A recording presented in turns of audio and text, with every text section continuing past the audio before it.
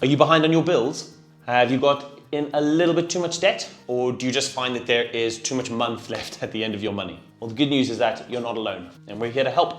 If you can't pay everything, there is a set of steps you can take, a survival order, which will help you move from where you are now, help you keep the lights on, and help you stop the bleeding. I'm Stu, and welcome to Everyday Personal Finance, Everyday Steps for Lasting Wealth.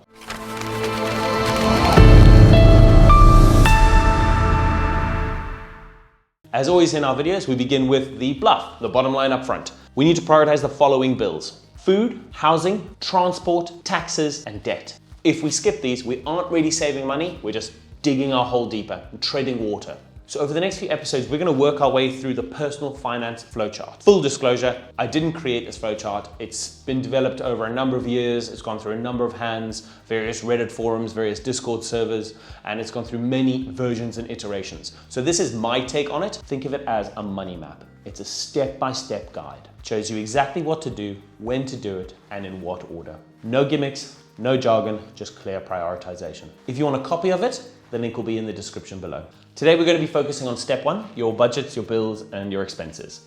This step is there to make sure that your financial basics are covered, your essentials. We can't build on each step, which is what this flowchart does, without making sure that our finances are grounded in solid foundations. Essential bills. Groceries. This is your food and your requirements within the house. You can't go and think of food as takeout. Your KFC, your McDonald's meal on the way home from work, that's not food. That's not a priority. That, at this stage, is a luxury. So prioritize getting your food bills covered. Transport. This could be fuel for your car, maintenance for your car. This could be your bus ticket or your taxi fare. It could be your maintenance for your bicycle. It could be good shoes so that you can walk. The priority here in this stage is to get you to work so that we can earn a living. If you can't get to work, you can't earn.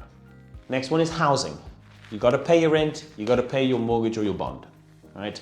No late or no non-payment of rent or mortgage leads to eviction, house foreclosure, and it will significantly worsen your current situation.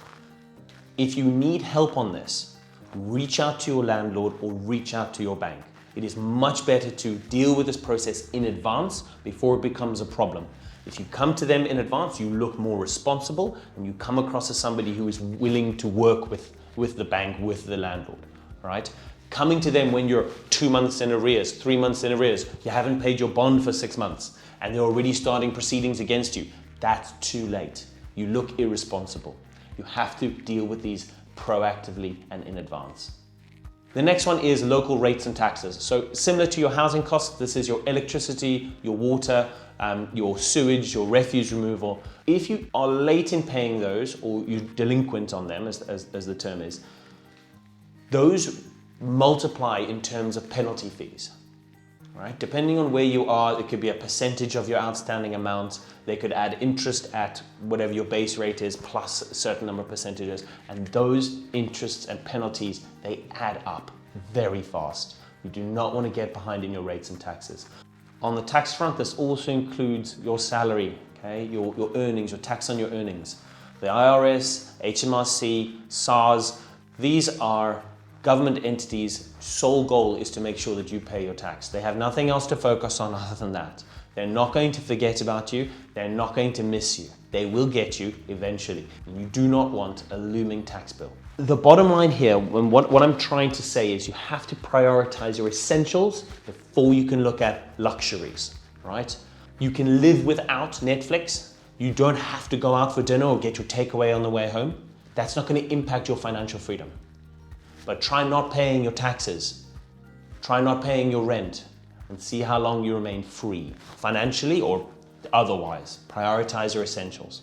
The next is debt. Always cover your minimum payments. If you don't know what those are, check the agreement. Go back and look at your paperwork that came in with this. Call the bank, call the lending provider. Check what your minimum payments are and make those. If you don't make your minimum payments, it increases your debt and it hurts your credit rating, your ability to get access to money at a lower value in the future, right? You don't want to start impacting your credit rating and you certainly don't want to add to your debt.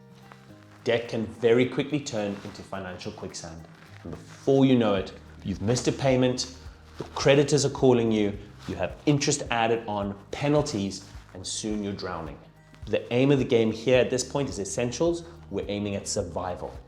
We're going to try and buy ourselves time by making those minimum payments. The next stage is getting organized. You need to set up a bill calendar. Go through all of your bills, paper form, digital, whatever. Know when they're going to come out of your account. Set up a spreadsheet. Bill name, debit amount, debit date. When are they going to leave your account? When are you having to spend money?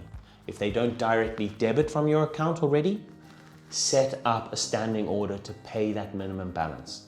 Late fees are not about money most of the time. They're about disorganization and forgetting. You miss the payment, you beat yourself up. A calendar is cheaper than beating yourself up. And it feels so much better to be organized.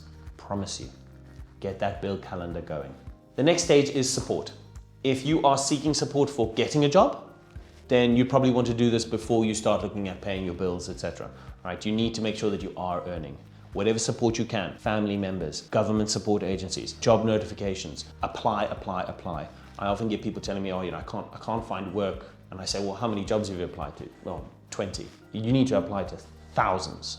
You will get rejected more times than you can count, but you have to make sure that you are in a position where you can earn. Never stop applying. Next is government portals. There are a lot of government portals out there that provide support. This could be in the form of food, housing, social security support, so that could be for family provisions, that sort of thing. Check out government portals. A very quick internet search will show you what resources are available for you. If you are employed, check out the employee benefits. Sometimes there are hardship funds or support assistance, some sort of care that can be accessed. Speak with your HR rep. You'll find that your employer will want you to be financially secure. It works in their favor. They'll want you to be happy. They'll want you to be comfortable at work. So check with them as a port of call for support. Check with charities, food banks, temporary financial support, familial aid. A lot of charities, especially linked to faith-based organizations, will provide support to the community. Contact them, ask. A tip on this, a lot of these support agencies require documentation, things like that, so have digital or hard copy versions of your ID for yourself and any of your dependents. Keep records of your expenses, keep records of your earnings. Have these ready to go. The purpose of this stage, a mistake that a lot of people make, get over your pride. Pride's not going to pay your bills. Action will. Take the steps that will improve your financial journey. Next, using credit. If you're using credit for essentials, any of the four that we mentioned there, the food, the housing, your transport, or your tax, that's a big red flag, and you need to get hold of a debt counseling charity. The reason I suggest getting hold of them is they have relationships with major financial service providers. They can negotiate your interest rate. They can help you freeze your debt payments. They can help you with repayment plans. These are professionals experienced in moving people from being stuck in a debt spiral, getting out and becoming financially free. Payday loans, loan sharks, short-term credit is not a solution. It might promise relief, it might feel like short-term relief, but it very soon turns into more financial quicksand. Don't get sucked in. So before we end off, I just want to ask you, if you haven't already, please like and subscribe. It means the world to me. It really does make a difference. Hit the bell icon if you want more information just like this coming up regularly. And let me know what you think in the comments. I'm always interested to know where you are in your personal finance journey. And feel free to make some suggestions for more topics. To end off, here's the order of survival. Get those essentials covered. Your food, your transport, your housing, your tax. Next, your minimums. Make sure you're covering your debt minimum payments. Set up your calendar. Organization is key to getting out of financial difficulty. And lastly, check out support. Don't be too proud to ask for help. If you follow these steps, I promise you your financial situation will stabilize. And once you're at that point, then we can start working on setting up a budget. Nothing complicated, just an easy one-pager that you'll actually use. Check out this video below for that exact topic. I'll see you next time.